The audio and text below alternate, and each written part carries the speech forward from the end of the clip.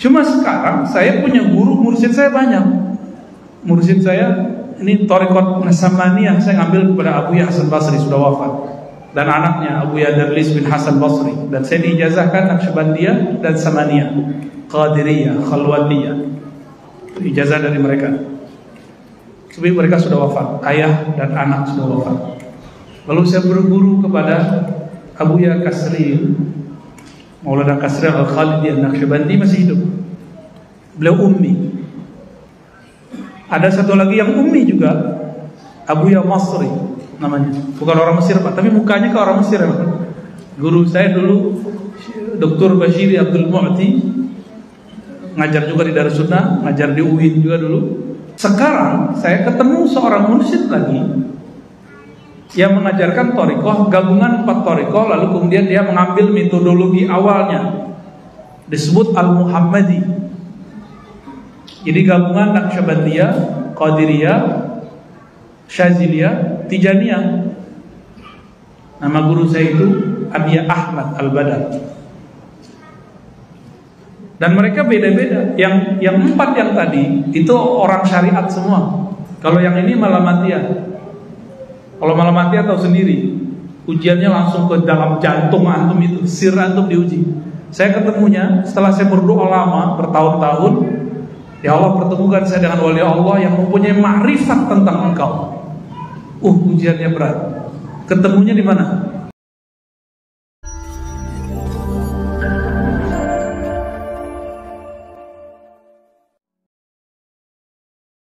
Jadi antum gak usah balas-balas ya, biarin aja ya. Jadi gak usah khawatir. Saya kemudian diperkarakan masalah Al-Ghaus, Al-Mahdi. Antum coba cek. Apakah pernah saya menaskan, menyebutkan Al-Mahdi seseorang? Kan gak ada. Ada gak di kajian saya? Hah? Pak Hashim ikut saya kan selama ini. Ini kemana-mana ikut ngaji, sampai ke puncak saya diikut. Pernah gak saya mengatakan Al-Ghaus, Al-Mahdi si fulan? Gak ada. Justru saya mencintai semua Ahlul Bait, karena saya khawatir nanti dari keluarga mereka keluar Al-Mahdi. Gitu. Cuma sekarang saya punya guru, mursyid saya banyak. Mursyid saya ini Thariqat Samaniyah saya ngambil kepada Abuya Hasan Basri, sudah wafat, dan anaknya Abuya Darlis bin Hasan Basri. Dan saya diijazahkan Naqsyabandiyah dan Samaniyah, Qadiriyah, Khalwatiyah. Ijazah dari mereka. Tapi mereka sudah wafat, ayah dan anak sudah wafat. Lalu saya berguru kepada Abuya Kasril, Maulana Kasril Al-Khalidi An-Naqsyabandi, masih hidup. Beliau ummi, gak mau menerima ijazah, tapi karena keummiannya. Tapi kita paksa supaya tetap memimpin zikir, karena kita butuh ilmu zikirnya. Adapun ilmu tentang baca kitab, saya bilang biar saya membackup. Masih hidup sekarang. Ada satu lagi yang ummi juga, Abuya Masri namanya. Bukan orang Mesir Pak, tapi mukanya ke orang Mesir Pak. Guru saya dulu Dr. Bashiri Abdul Mu'ti, ngajar juga di Darussunnah, ngajar di UIN juga dulu.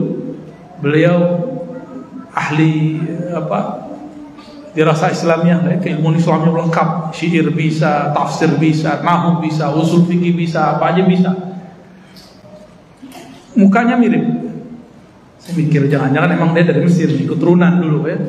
Abuya Masri mengijazahkan saya juga Naqsyabandiyah, Khalidiyah, Samaniyah, Khalwatiyah, Al-Qadiriyah. Jadi saya bersana, alhamdulillah. Kemudian juga guru saya waktu saya masih kecil namanya Abuya Rizwandi, mengijazahkan saya juga Naqsyabandiyah dan mentalkinkan Samaniyah, tapi tidak mengijazahkan Samaniyah. Tapi beliau ngambil tabarruk kepada saya Thariqah Syaziliyah. Jadi ini guru yang mau merendah juga nih. Ya, ada guru begitu Pak. Dan saya mudabbaj itu dalam ilmu sanad saling mengambil. Dia mengambil dari saya mengambil dari dia. Dengan tuanku Buya Kerajaan, nama ininya, nama gelarnya itu di pesantren yang ada di Pariaman. Thariqatnya Syattariyah.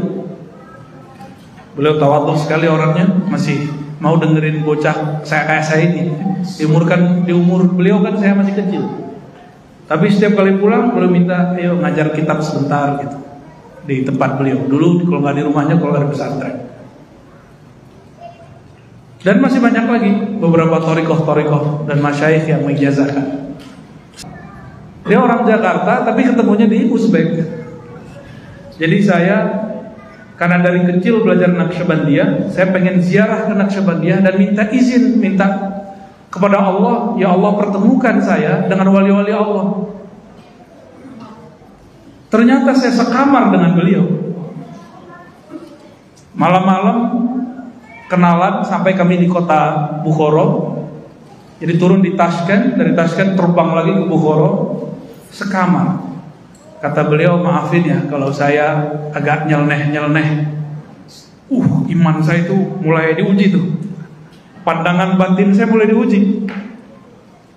Pak. Kak, aneh kenapa? Saya panggil dia Syekh. Dulu belum ada aneh-aneh, pakaiannya masih biasa ke orang biasa. Terus beliau bilang ke saya, ini sering ada kontak batin dengan Sayyidina Al-Khidir. Wah, merinding saya waktu itu. Beneran nih orang nih, wajahnya kok nggak ada tampangnya sama sekali. Pakai jam mahal, ya, pakai baju, pakai celana levis. Pusing juga kita tuh mikirin orang ini zohirnya begini. Dicek sosmednya, gaya-gayaan. Terus saya kan karena khawatir tidak mau mengulangi kesalahan yang dulu diberitakan Allah dalam surat Al-Kahf. Itu bukan salah dosa, tapi salah adab. Sayyidina Musa ingkar gak ke Nabi Khidir? Ya, saya gak mau mengingkari hal yang sama lagi. Maka saya dalam hati, ya Allah, jika ini benar, tolong kasih saya pertanyaan yang membuat dia tidak tersinggung. Maka saya bertanya, Syekh, kalau saya ketemu Nabi Khidir dalam batin, di dalam rohani, itu cara taunya gimana? Itu bahasa halus daripada saya mau nanya gini ke dia, muka kayak kamu ketemu Nabi Khidir, tahu dari mana tuh Nabi Khidir gitu. Mau nanya begitu, tapi batin saya mengatakan tanya baik-baik, siapa tahu dia beneran. Maka saya bertanyalah, Syekh, kalau saya yang ketemu Khidir, Balya bin Mulka, itu tahu benernya gimana? Langsung dia tunjuk dada saya, kamu kan punya sir dalam dirimu. Merinding saya ditunjuk begitu. Kamu punya sir dalam dirimu. Sirmu itu ada ruh di dalamnya. Ruh kenal dengan ruh, sir kenal dengan sir. Di situ saya mulai berhati-hati dengan orang ini. Gak boleh suzon sama sekali. Suzon lewat kita. Nah itu ceritanya. Maka selama pandemi saya dapat hadiah itu. Hadiah mulazamah, diminta beliau ngajar hikam di tempatnya. Jadi ceritanya saya diminta ngajar hikam di tempatnya. Ar-Razi bisa ngajar hikam gak? Oh siap, saya ngajar hikam lah di sana. Waduh, saya diuji Pak. Ngajar hikam, orangnya main PS. Hikam kan mengajarkan berbaik sangka, benar gak? Dia main PS, saya bisa gak baik sangka sama dia? Selesai saya ngajar hikam, saya duduk bersama beliau, nemenin beliau main PS. Ternyata beliau ini satu napas gak pernah lupa kepada Allah SWT. Jadi ketika main segala macam, ntar ada sirnya turun, diambil kertas, dia tulis. Saya mau nanya waktu itu, Syekh, ente tahu nama ruh, dalilnya mana? Ada nggak ulama terdahulu yang ngomong nama ruh? Jadi dulu saya termasuk meragukan nama ruh, ya, termasuk yang meragukan nama ruh. Dan itu kepala saya mau pecah Pak, mau ngomongin masalah nama ruh. Karena selama ini saya belajar thariqah, saya asli belajar thariqah dan dapat ijazah kemursidan. Beda dengan orang di luar sana yang anti dengan masalah ini. Dia belajar thariqahnya cuma lewat kitab, atau cuma baca rotib aja. Gak pernah suluk 40 hari, gak pernah suluk sekian hari, gak pernah ikut suluk tarekat apa. Saya ngikutin dan emang gak ketemu dalam kitab-kitab yang pernah saya baca. Ternyata saya kurang baca kitab. Ada ternyata. Kata beliau, ente cari, lagi main PS. Ini orang gak pernah nyantri Pak. Tapi dia bilang saya belajar kitab tasawuf bukan di sini, tapi di alam lain. Oh, kan pusing lagi kita. Selama ini saya kan tahu nama kitabnya Ghunyah, karya Syekh Abdul Qadir Jilani.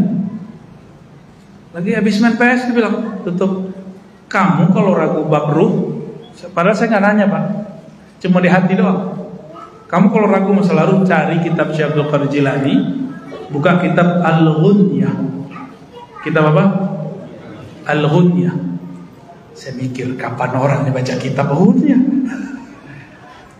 Kitab itu saya udah punya, cuma nggak tahu waktu pindahan nggak ketemu. Saya beli lagi itu kitab. Benar, sekarang 2 eksemplar saya punya, ketemu lagi itu kitab. Jadi saya beli kitab itu seminggu setelah dari ketemu. Saya waktu itu datang sekali seminggu. Udah hampir khatam nggak ketemu. Tambah shock di hati nih. Oh, kayaknya nih asal tebak-tebakan doang nih. Tapi kemudian masih ada sisa 5 lagi belum saya baca. Tutuplah. Kirim dulu Fatihah ke Nabi sallallahu alaihi wasallam. Fatihah dari Nabi sallallahu alaihi wasallam. Lalu saya Fatihain juga beliau yang bilang itu. Kalau ente benar nih pas ketemu langsung nih. Benar, saya buka ketemu halaman itu langsung. Tapi ketika buka itu, saya udah bolak-balik belum paham juga. Baca balik. Bagian mana ya? Ulang lagi. Yang ketiga baru ketemu. Jadi ketika seseorang jadi murid, ya, ini ada orang jadi murid.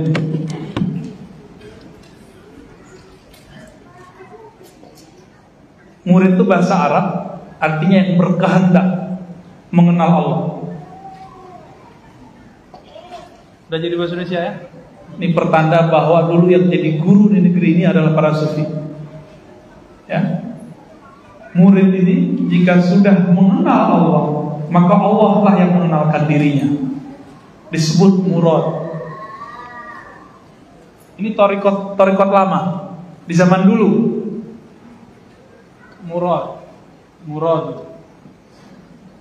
Murad itu Allah yang mengenalkan diri kepadanya. Dalilnya apa?